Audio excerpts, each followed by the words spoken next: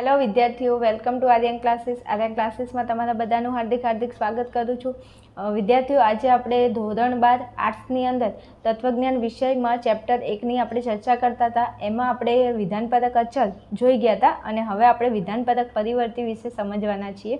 એ પહેલાં થોડું મારે તમને જણાવવાનું થાય છે કે વિદ્યાર્થીઓ, આપણી ચેનલની અંદર 11-12 અને 11-12 કોમર્સ અને આર્ટ્સના જે એવા સબ્જેક્ટો છે જેમાં તમને તકલીફ પડે છે તો એ સબ્જેક્ટની શરૂઆત કરી છે. વાલા વિદ્યાર્થીઓ, તમે તો આર્ટ્સમાં છો, તમે અહીંયા ચેનલની અંદર ભણો છો, પણ તમારા એવા મિત્ર છે જે તમારા ફ્રેન્ડ સર્કલમાં જે લોકોને કોમર્સ સબ્જેક્ટ છે, તો દરેક તમારા ફ્રેન્ડને તમે આ વિડીયો આ ચેનલને શેર કરજો. આપણી ચેનલમાં સ્ટેટ અને એકાઉન્ટ 11-12 સ્ટેટ અને એકાઉન્ટના વિડીયો અવેલેબલ છે. હાલ એના ઉપર વિડીયો પર કામકાજ ચાલુ જ છે અને થઈ રહ્યું છે. એટલે દરેક વિદ્યાર્થી જો થોડો એવો સપોર્ટ કરવા માંગતા હોય તો તમે આપણી ચેનલને કોમર્સના વિદ્યાર્થીઓ સુધી શેર કરી શકો છો. બીજું, તમારા કોઈ ભાઈ બહેન હોય આજુબાજુમાં ક્યાંય ભણતા હોય, નાના આમથા મોટા આમથા, તો એમને તમે આપણી ચેનલ અવશ્ય શેર કરજો. આ એક માનવતા છે, થોડી માનવતા દાખવજો.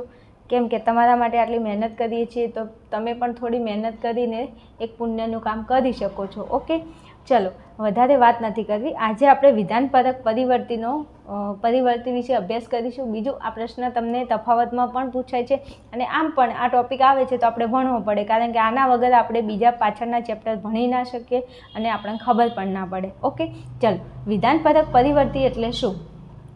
આગળ આપણે જોઈ ગયા હતા કે વિધાનપરક અચલ એટલે શું અને વિધાનપરક અચલનો ઉપયોગ ક્યાં થતો હતો, તો કે કોઈ પણ વિધાન આપેલું હોય એની પ્રાતિક રજૂઆત કરવા માટે વિધાનપરક અચલનો ઉપયોગ થતો હતો. તો હવે આપણે જોવાનું છે કે વિધાનપરક પરિવર્તી એટલે શું. તો વિધાનપરક પરિવર્તી એટલે જેને સ્થાને કોઈ પણ વિધાન મૂકી શકાય તેવું પ્રતીક. ચલો માની લો કે અહીંયા મેં એમ લખ્યું છે કે આ ક્યુ. તો વિદ્યાર્થીઓ, આ ક્યુ એ શું છે, તો કે પ્રતીક છે. શું છે? પ્રતીક. આ શું છે, તો કે પ્રતીક. હવે હું એમ કહું કે આ પ્રતીકના સ્થાને હું શું મૂકી શકું, કોઈ પણ વિધાન. તો બસ હું આના સ્થાને આ પ્રતીક છે, આ પ્રતીકના સ્થાને હું કોઈ પણ વિધાન મૂકી શકું. તો આ જે પ્રતીક છે ને એને શું કહેવાય, તો કે વિધાનપરક પરિવર્તી. હેલો, ખબર પડે છે? નેટવર્ક આવે છે ને? હા, અવાજ તો નથી કપાતો? ના, બિલકુલ નહીં. તમે તાર બોલો, અમને બધી ખબર પડે છે. તો અહીંયા હું એમ કહું કે અહીંયા મેં કોઈ પ્રતીક લખ્યું છે અને આ પ્રતીકના સ્થાને અહીંયા ક્યુ છે, પણ મારે આને ક્યુ નથી કહેવું, આની જગ્યાએ મારે કોઈ વિધાન મૂકવું છે. તો કંઈ વાંધો નહીં, મૂકો ને.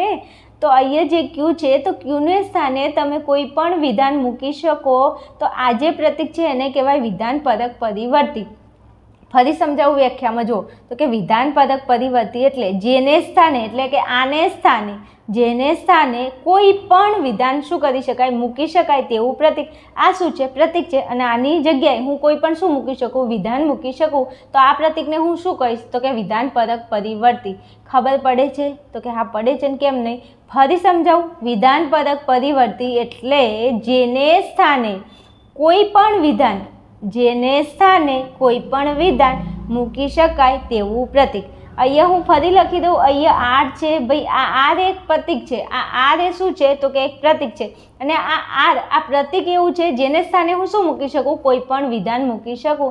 તો આ જે પ્રતીક છે એને હું શું કહીશ, તો કે વિધાનપરક પરિવર્તી. ઓકે, પતી ગયું. બસ આટલું જ છે. હવે જોજો, તો કે વિધાનપરક પરિવર્તીમાં કયા અક્ષરોનો ઉપયોગ થાય છે, તો કે એ થી લઈ અને ઝેડ સુધીના કેપિટલ નહીં એટલે કેવા અક્ષરો હશે, તો કે નાના એટલે સ્મોલ અક્ષરો. જેમ આપણે આમ લખીએ ને ABCD E F G H I આમ આવશે, I J K. ઓકે, એટલે એ થી લઈ અને ઝેડ સુધીના કેપિટલ નહીં હો, કેવા અક્ષરો, નાના અને સ્મોલ અક્ષરોનો તમે ઉપયોગ કરી શકો. દાખલા તરીકે અહીંયા લખેલું છે PQRS ... એથી લઈ અને ઝેડ સુધીના કોઈ પણ કેવા અક્ષરો, નાના એટલે સ્મોલ અક્ષરોનો તમે શું કરી શકો છો, તો કે ઉપયોગ કરી શકો છો. રેડી? તો કે હા રેડી. આપણે અચલોમાં શું વાપરતા હતા, તો કે અચલોમાં આપણે કેપિટલ અક્ષરોનો ઉપયોગ કરતા હતા, એથી ઝેડ સુધીના. પણ અહીંયા તમને પરિવર્તી કહ્યું છે તો પરિવર્તીમાં તમે એથી ઝેડ સુધીના કેપિટલ નહીં, કેવા સ્મોલ અક્ષરો. અને બીજું એક વસ્તુ વિદ્યાર્થીઓ ખાસ આપણા જે તત્વજ્ઞાનમાં જે ચેપ્ટર આપેલા છે એમાં PQRS આટલા પરિવર્તીનો ઉપયોગ થાય છે વધારે ને વધારે. એટલે વધારે તમારે કોઈ જફામારી કરવાની જરૂર નથી. જો નાનો p, નાનો q, નાનો r અને નાનો s હોય તો તમારા મગજમાં એક વસ્તુ ફિટ કરી દેવાની કે આ શું છે, તો કે વિધાનપરક પરિવર્તી છે. શું છે? વિધાનપરક પરિવર્તી છે. ઓકે, તો કે ઓકે, ખબર પડી ગઈ. જો વિધાનપરક પરિવર્તી એટલે જેને સ્થાને તમે કોઈ પણ વિધાન મૂકી શકો. પછી એમાં કોનો ઉપયોગ થાય, તો કે A થી Z સુધીના કેપિટલ નહીં, કેવા સ્મોલ અક્ષરોનો. અને ઉદાહરણ તરીકે PQRS અને સૌથી વધારે આપણે કોનો અભ્યાસ કરવાનો થશે? પરિવર્તીમાં તમને કોણ જોવા મળશે? તો કે સ્મોલ PQRS. બસ પતી ગઈ. હા, પતી ગયું. ચલો હવે અહીંયા જુઓ, તો કે વિધાનપરક પરિવર્તનની લાક્ષણિકતા જણાવો. તો લાક્ષણિકતા જોઈ લઈએ. તો વિધાનપરક પરિવર્તી એ પોતે વિધાન નથી. અહીંયા જે આ Q છે, તો કે હા, તો આ જે વિધાનપરક પરિવર્તી છે એ શું નથી? તો કે વિધાન નથી. તો કે ઓકે, એ ખબર પડી ગઈ. વિધાન ન હોવાથી સત્ય કે અસત્ય હોતા નથી. વિધાનપરક પરિવર્તી એ વિધાન નથી એટલે તમે એને સત્ય ના કહી શકો અને અસત્ય ના કહી શકો. બીજું અહીંયા લખ્યું છે કે માત્ર નિશ્ચિત વિધાનના સ્થાનનો નિર્દેશ કરે છે. હા, અહીંયા Q છે, તો આ Q એ પરિવર્તી છે. તો પરિવર્તી જે છે એ શેનો નિર્દેશ કરે છે? તો કે વિધાન. કે આ જે પરિવર્તી છે એને સ્થાને તમે શું મૂકી શકશો? તો કે વિધાન. તો એ શું કરે છે? વિધાનના સ્થાનનો શું કરે છે? નિર્દેશ કરે છે. ઓકે ઓકે, બહુ ફાસ્ટમાં જાઉં છું એટલા માટે કે આ તમે ધ્યાનથી ખાલી એકવાર જોઈ લેશો તો આવડી જશે. ને બીજું, આ તમારે ક્યાંય લખવાનું થતું નથી એટલા માટે ફટાફટ જાઉં છું. પણ અહીંયા આપણે તફાવતના મુદ્દા આપણે આગળથી એક અલગથી વિડીયો લઈ લઈશું તફાવતનો, ચેક કરી લેજો. ચલો, પરિવર્તીનો ઉપયોગ વિધાન માટેના રૂપની રજૂઆત કરવા માટે જ થાય છે. મોસ્ટ IMP ક્વેશ્ચન, અને અહીંયા તમારે સૌથી વધારે ધ્યાન આપવાનું છે. વારંવાર પરીક્ષામાં પૂછાય છે આ પ્રશ્ન અને વારંવાર આવડતો નથી એટલા માટે વારંવાર બોલવું પડે છે. ઓકે, જો પરિવર્તી આ જે ABCDના નાના નાના અક્ષરો છે તેનો ઉપયોગ કઈ જગ્યાએ થાય છે? તો કે તેનો ઉપયોગ રૂપની રજૂઆત કરવા માટે થાય છે. આજુબાજુ કોઈ સાંભળી ના જાય હો, ધીરે ધીરે બોલવાનું. પરિવર્તીનો ઉપયોગ કેમ થાય છે? તો કે વિધાન માટેના રૂપની રજૂઆત કરવા. અચલનો ઉપયોગ ક્યાં થાય? તો કે પ્રાતિક રજૂઆત કરવા. શું? પ્રાતિક રજૂઆત કરવા. તો પરિવર્તીનો ઉપયોગ કઈ જગ્યાએ થાય? તો કે રૂપની રજૂઆત કરવા.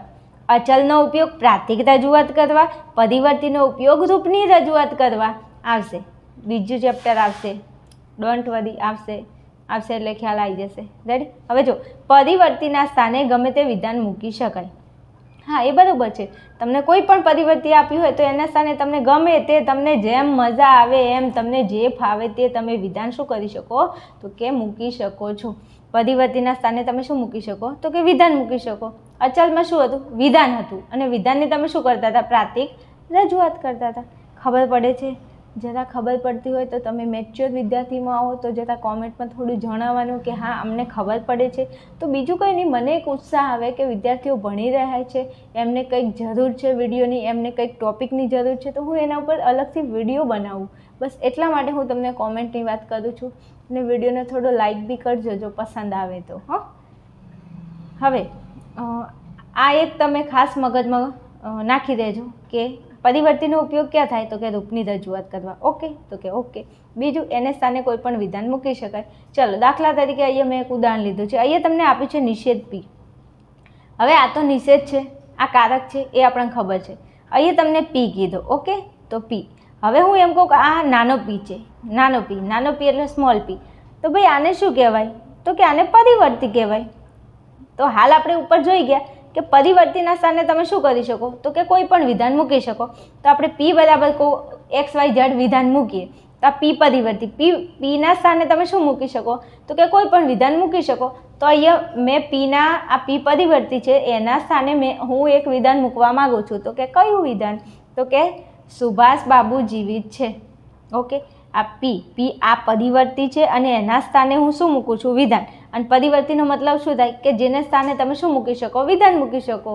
તો બસ આ પરિવર્તી છે ને, હવે હું એના સ્થાને શું કરું છું? હું તો કે વિધાન મૂકું છું. રેડી? તો કે ઓકે, રેડી.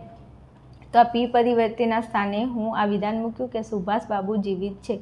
તો કે રેડી. પણ અહીંયા જુઓ, અહીંયા કીધું છે નિષેધ પી. શું કીધું છે? નિષેધ.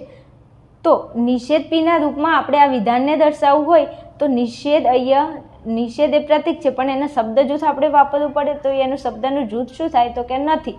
તો જે વિધાન છે એના આગળ નિષેધ આપેલું છે તો આપણે એને પાછળથી નિષેધ કરવું પડે, એનો નિષેધ કરવો પડે. તો એને નથી શબ્દ અથવા નહીં શબ્દ લગાડવો પડે. તો કે હા. તો એક તો પીની જગ્યાએ આપણે મૂક્યું કે સુભાષ બાબુ જીવિત અહીંયા છે પણ અહીંયા તમને નિષેધ આપે છે તો નિષેધનું આપણે શું મૂકવું પડે? એનું શબ્દનું જૂથ અહીંયા મૂકવું પડે. તો સુભાષ બાબુ જીવિત નથી. પીની જગ્યાએ આપણે શું મૂક્યું? વિધાન મૂક્યું. એ તમને ખબર પડી ગઈ? તો કે હા પડી ગઈ. બસ તો એટલું જ છે. અહીંયા પી, ક્યુ, આર, એસ આ બધા શું છે? પરિવર્તી છે. આ પીની જગ્યાએ તમે કોઈ વિધાન મૂકી શકો, ક્યુની જગ્યાએ મૂકી શકો, આરની જગ્યાએ, એસની જગ્યાએ. જેટલા પણ પરિવર્તી છે એની જગ્યાએ તમે શું મૂકી શકો? તો કે અમે કોઈ પણ વિધાન મૂકી શકીએ. રેડી? તો કે રેડી. ક્લિયર? હા ક્લિયર છે. હવે આના પછીના વિડીયોની અંદર 3 મુદ્દા છે અલગથી, વિધાનપરક પરિવર્તીના, વિધાનપરક અચલના. એનો શોર્ટ વિડીયો બનાવી દઉં છું, એકવાર જોઈ લેજો એટલે all doubts is clear. Ready? તો કે રેડી. બીજું વિદ્યાર્થીઓ આગળ સૂચના આપી દીધી છે, વધારે કંઈ કહેવું નથી. આગળ આપણો આ ચેપ્ટર કન્ટિન્યુ છે. આગળ આપણે આ ચેપ્ટરના જે પણ ટૉપિક આગળ આવતા હશે તો એનો વિડીયો હવે આવી જશે. ઓકે, ચલો મળીશું આપણે એક નવા વિડીયોમાં. ત્યાં સુધી તમે મેં તત્વજ્ઞાનના ચેપ્ટરમાં પહેલા ચેપ્ટરના જેટલા વિડીયો મૂક્યા છે એ કમ્પ્લીટ વ્યવસ્થિત જોઈ લેજો. બીજું કે થિયરી સૌથી વધારે તૈયાર કરજો, કેમ કે પરીક્ષાની અંદર વિભાગ બીમાં તમને પ્રશ્નો પૂછાય છે અને એમાં સૌથી વધારે વ્યાખ્યાઓ પૂછાય છે. તો ખાસ તમે એ તૈયાર કરી લેજો. ચલો મળીશું આપણે નવા આગળના ટૉપિકમાં.